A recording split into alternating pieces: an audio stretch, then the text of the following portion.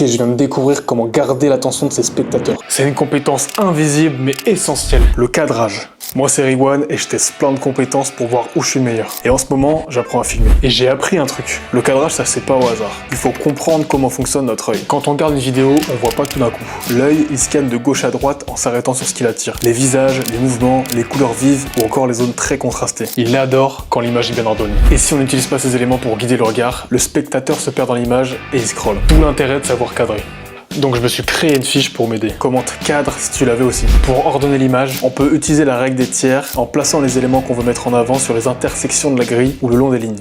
Pour guider le regard, tu peux utiliser des lignes de force dans ton décor, comme un muret, un bras, un chemin, etc.